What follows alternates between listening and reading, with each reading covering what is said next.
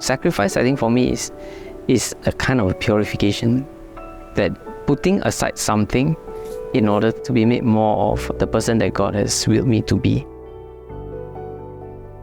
My name is Clarence. Actually, I wanted to be a priest when I was a young boy, for the reason that the priest looked like he was doing quite a lot of fun stuff and he was wearing very nice stuff and he's on the altar, so it's like, I want to be like that man.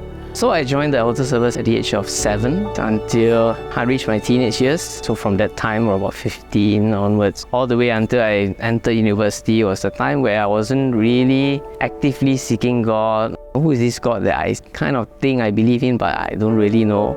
I mean, I was going to church more out of duty, more to my parents than anything else. But nothing was changing. And I think for me, that also began a long period of searching for God in my life. Just before I embarked on my university time, then I went for a retreat. And that for me was the turning point, where I would say, for the first time, I encountered who God is in my life. In that retreat, I felt His personal love for me as who I am. Not because my catechism teacher told me that, oh, God loves you. Somehow I met somebody in school, and I think that was where the Lord was calling me, and I was getting married. So there was one night where she just asked me, hey, are you still thinking about the priesthood or not? And he asked me this question, how to answer you? I mean, already planning our flat and everything, So I put it to God, and then I was like, okay, I give you one chance. I'm going for a retreat, so you better do something there. If not, I'm just going to carry on with my life. The third day was during the end of the retreat. Then someone came up to me and said, actually from the first day, I want to tell you something really. I think you'll be a good priest, So after I heard that, I was like, okay, this seems like where the Lord wants. So I stepped into the Punggol seminary for the first time in my life.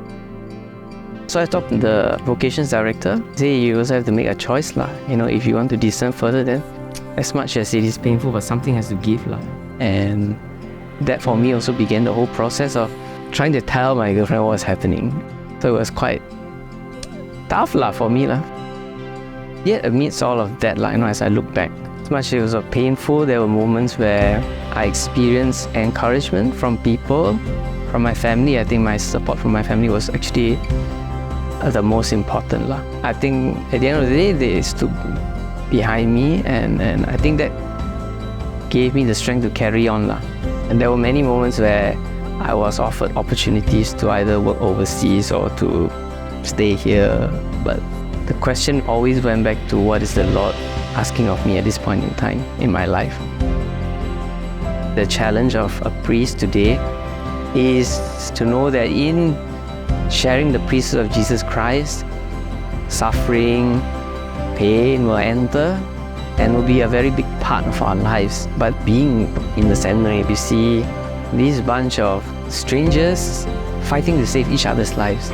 So the most recent example I would say is when one of our brothers' father passed away, and the whole community rallied around him and giving him support.